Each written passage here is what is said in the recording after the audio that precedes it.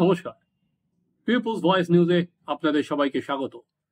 যাদবপুর নিয়ে ইতিমধ্যে একজনকে গ্রেপ্তার করা হয়েছে।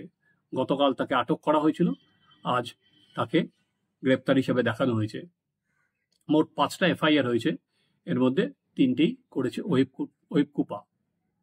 দেখুন, এখনো পর্যন্ত যেটা জানা যাচ্ছে আপনাদের কাছে সেই তথ্যই আমি নিয়ে আসছি।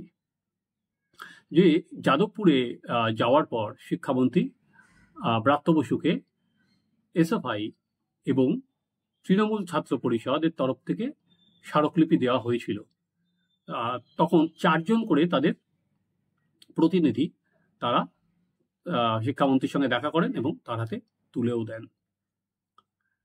কিন্তু ফেডসু তারা 4 জন নয়, তারা বলে তাদের 40 জন প্রতিনিধি গিয়ে সেখানে দেখা করবেন এবং তারপরেই কিন্তু গোলমাল চরম আকার নেয় এবং ফেডসু সদস্যরাই অনেক বেশি এই শিক্ষামন্ত্রীর গাড়ি আটকানো বা গাড়ি ভাঙচুর করা, তারা অনেক বেশি তাতে জড়িত ছিল। এছাড়া আরো অতি বাম, উগ্র বাম যারা ছিল, যারা যেমন আরএসএফ, এরা শিক্ষামন্ত্রীর গাড়ির ওপর চড়াও হয়।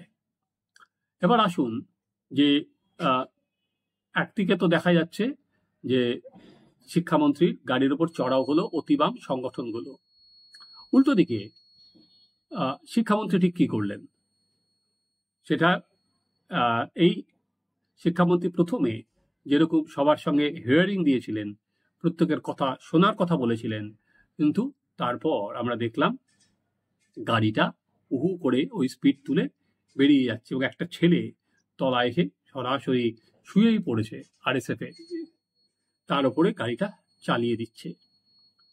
জানা নেই যে ড্রাইভার সেটা ভয়ের থেকে করলেন নাকি ঔদ্ধত্য। চলো, যা হচ্ছে দেখে নেব। পুলিশি তদন্ত তো শুরু হয়েছে। পুলিশি তদন্তে নিঃসন্দেহে কিন্তু সেটা আসবে না। পুলিশি তদন্তে আসবে শিক্ষামন্ত্রীর গাড়ি ভাঙচুর, ওখানে অন্য অধ্যাপকদেরকে পেটালো, কিন্তু তার সত্ত্বেও পুলিশি তদন্তে তো আসা উচিত যে এই যে ছাত্রকে যে মারা হলো, ছাত্রকে যে ধাক্কা দেওয়া হলো, এখন ছেলেটি ভালো আছে, প্রথম বর্ষের ছেলেটি ইন্দ্রানুজ, কিন্তু এইটার কি তদন্তে আসবে? তদন্তে শুধুমাত্র একটা দিকে কেন তদন্তে আসবে? তদন্ত তো এই দিকটাও আসা উচিত যে ওখানে হঠাৎ করে শিক্ষামন্ত্রীর গাড়ি এরকম স্পিড তুলে বেরিয়ে যাচ্ছে, সেখানে সমস্যাটা ঠিক কি ছিল। এবার চলুন আমরা দেখি যে যাদবপুরের সাইডে কি সমস্যা, সেখানে দাঁড়িয়ে প্রশাসনের কি সমস্যা। দেখুন, এটা গোলমালটা যেটা হলো সেটার সঙ্গে কিন্তু যাদবপুর বিশ্ববিদ্যালয়ের কোনো সম্পর্ক নেই, অর্থাৎ যাদবপুর বিশ্ববিদ্যালয়ের কোনো ইস্যুজ নেই। ইস্যুটা হচ্ছে ওয়েবকুপার একটা মিটিংয়ে এসেছিলেন এবং ছাত্র সংসদের নির্বাচন হয় না কেন, সেই বিষয়টাই মূল ছিল। ফলে ইস্যুটা ছিল হচ্ছে পুরোটাই বাইরে। যেহেতু যাদবপুরের ইউনিভার্সিটিতে হলো, আমি যা খবর পেয়েছি সেটা তাই জন্য, যেহেতু শিক্ষামন্ত্রী এসছেন, যদি ভারপ্রাপ্ত উপাচার্য আছেন ভাস্কর গুপ্ত, উনি তার অফিসেও ছিলেন। উনি তৃণমূল কংগ্রেসের অনুষ্ঠান বলে বেশিক্ষণ আর কি মঞ্চে ওখানে থাকেনি, যেহেতু শিক্ষামন্ত্রী এসেছিলেন, ওনার যাওয়াটা ওনার কর্তব্যের মধ্যে পড়ে, উনি সেখানে হাজিরা দিয়েছিলেন। কিন্তু যাদবপুর ইউনিভার্সিটিতে এখন যা অবস্থা সেটা হচ্ছে তাদের সিকিউরিটি তো বাড়াতে হবে, কিন্তু সেখানে 50% সিকিউরিটি নেই। কারণ যেটা বলা হচ্ছে যে ইনি হচ্ছেন ভারপ্রাপ্ত উপাচার্য, যখন পার্মানেন্ট উপাচার্য আসবেন তিনি সিকিউরিটি নিয়োগ করবেন, তাহলে 50% সিকিউরিটি নেই। বিশ্ববিদ্যালয়, সেখানে পুলিশ ঢুকতে পারে না, কিন্তু আবার উল্টো দিকে সিকিউরিটি নেই সেখানে, যেহেতু ভারপ্রাপ্ত উপাচার্য দিয়ে কাজ চালানো হচ্ছে। একজন করে রিটায়ার করে যাচ্ছে অফিসারেরা, সেই জায়গায় কেউ কিন্তু নিয়োগ হচ্ছে না নতুন। তাহলে অবস্থা সহজেই অনুমেয় যে ওখানে যদি আপনি এই মারমুখী ছাত্রদের তুলনায় তাদেরকে আটকানোর কোনো ব্যবস্থাই নেই। এটা ইতিমধ্যে রাজ্য সরকার বারবার করে রাজ্য সরকারের কাছে বিশ্ববিদ্যালয়ের তরফে বলাও হয়েছে, কিন্তু ওই যে বললাম যে পার্মানেন্ট উপাচার্য না থাকলে সেটা কোনো অবস্থাতেই রাজ্য সরকার এই নিয়োগগুলো করতে চাইছেন না। এটা গেল তো বিশ্ববিদ্যালয়ের চ্যাপ্টারে। এবার আহ, আসুন রাজ্য সরকার বা পুলিশ, দেখুন, ব্রাত্যর যাওয়াকে কেন্দ্র করে বিশ্ববিদ্যালয় যে অগ্নিগর্ভ হয়ে উঠছে বা বিশ্ববিদ্যালয়ে যে গোলমাল হতে পারে, সেই খবর কিন্তু আইবির কাছে ছিল। তো তা সত্ত্বেও কেন তারা ব্যবস্থা নিল না? কারণ সেখানে পোস্টার পড়ছে, সেখানে তার জবাবদিহি চাওয়া হবে বলে বলেছে। আর সবাই জানে যে যাদবপুর মানেই সেখানে একটা গোলমালের এপিসেন্টার। বারবার করে এই একটা জায়গাতেই অতি বামরা বেঁচে আছে আর কি, নানা রকম। এবং তারা যে ছাড়বে না, তারা যে এটাকে একটা ইস্যু করতে চাইবে, সেটা যদি আইবি বা এসবির কাছে খবর না থাকে, তাহলে তো এই দুটো উইং থাকা বা না থাকা দুটোই সমান। তাহলে এইটা আজকে যখন আমরা দেখতে পাচ্ছি 5টা এফআইআর হয়েছে, গ্রেপ্তার শুরু হয়েছে, তাহলে তখন এই যে যারা পুলিশ, যদি তারা রিপোর্ট ঠিকভাবে না দিয়ে থাকে এবং রিপোর্ট দিলেও তার বেসিসে কোনো ব্যবস্থা না, প্রিকশনারি মেজার কিছু না দেওয়া থাকে, সেটাও কি তদন্তের আওতায় আসবে? 100বার তো তদন্তের আসা উচিত। যে কার গাফিলতি কতটা, সেটা কেন তদন্ত হবে না? সে পুলিশের তো গাফিলতি আছে, বোঝাই যাচ্ছে। কারণ এর আগেও আমরা দেখেছিলাম যাদবপুরে গোলমাল, একটি ছেলের আত্মহত্যা, তারপরেও পুলিশ কি শীতঘুম থেকে উঠেছে? সেটা কিন্তু একেবারেই নয়, পুলিশের শীতঘুম এখনো ভাঙেনি। এবার আসুন রাজনৈতিক দলগুলোর মধ্যে আমরা দেখি, যাদবপুরকে কেন্দ্র করে সিপিএম আবার গা ঝাড়া দিয়ে উঠতে চাইছে। এই সংঘর্ষটা অনেক বেশি হয়েছে কিন্তু ওই অতিবাম ছেলেগুলোর সঙ্গে, ফেডসু বা এআরএসএফ, এদের সঙ্গে। এখন ওদের তো আর কি, এদের চৌহদ্দিত ইউনিভার্সিটির মধ্যেই, হ্যাঁ এসএফআই এরাও ছিল, কিন্তু ওই সংঘর্ষ যারা অনেক বেশি জড়িয়ে ছিল বা যেই ছেলেটি এর নিচে শুয়ে পড়েছিল, সে এসএফআই এর নয়। এসএফআই এর আরেকজন আছে, সেটা হচ্ছে অভিনব বসু, যার পায়ের উপর দিয়ে গাড়ি চলে গেছে বলছেন, তিনি ভর্তি হয়েছেন। তিনি আবার তৃণমূল কংগ্রেসের এক নেতার ছেলে, হাওড়ার। তো তিনি আপাতত ভর্তি আছেন, তিনি এসএফআই। এবার এইটাকে ধরে সিপিএম কিন্তু আন্দোলনটাকে অনেক ঝাঁঝ বাড়াতে চাইছে। সিপিএম এর দুদিন আগে রাজ্য সম্মেলন শেষ হয়েছে, তারপর সিপিএম একটা কোনো ইস্যু, এই ইস্যুটা সিপিএম নিয়ে যেতে চায়। এই জন্য তারা শিক্ষামন্ত্রীর পদত্যাগ নয়, গ্রেপ্তারির দাবিতে তারা মিছিল করবে, এবং তা স্বাভাবিক আরো বেশি সংঘর্ষ বাড়বে।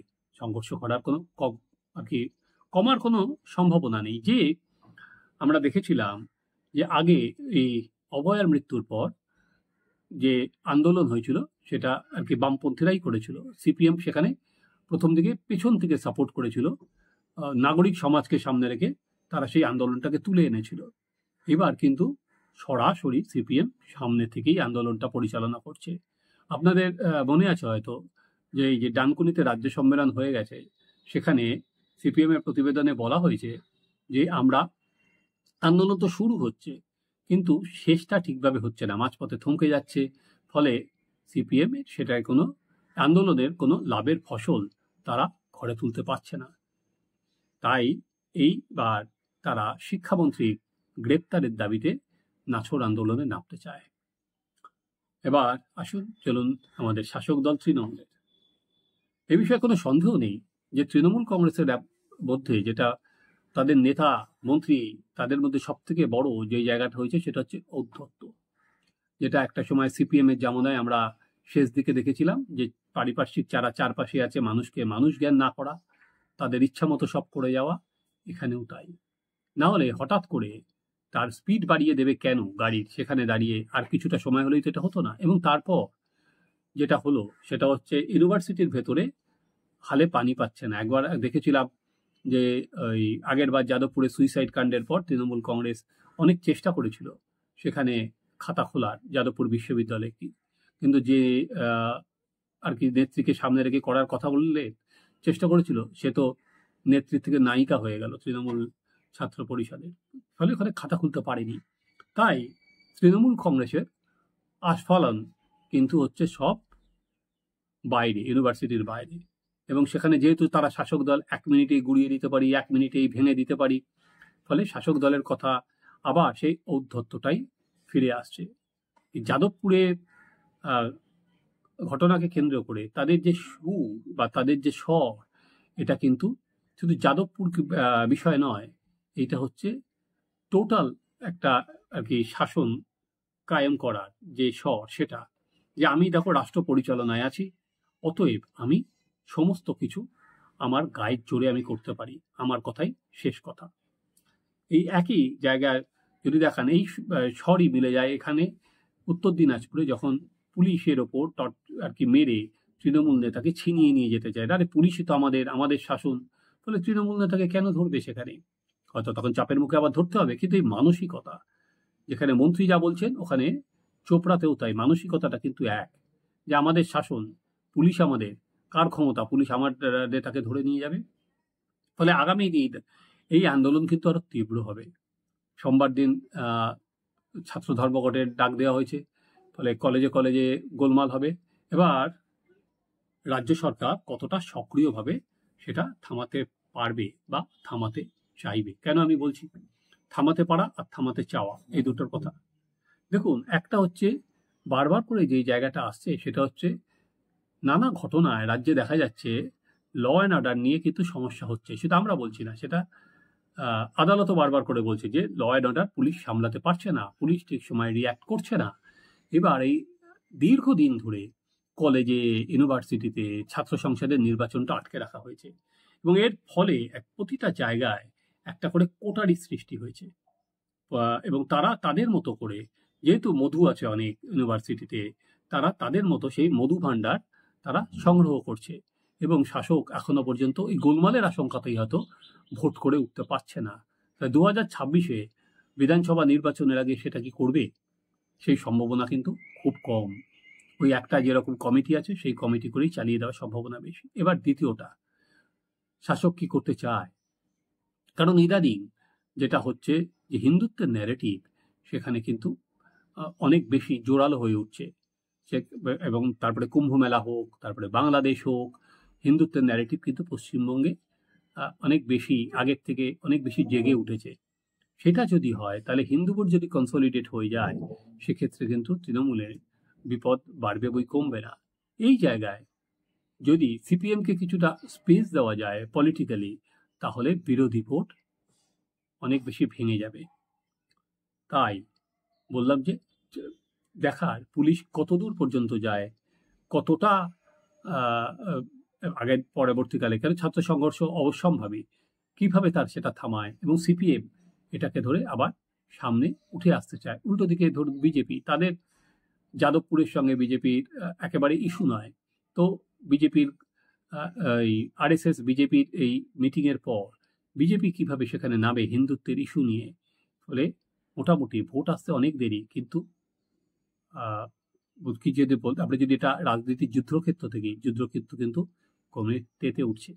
আপনারা দেখতে থাকুন আমাদের চ্যানেল সাবস্ক্রাইব করুন আপনাদের মতো।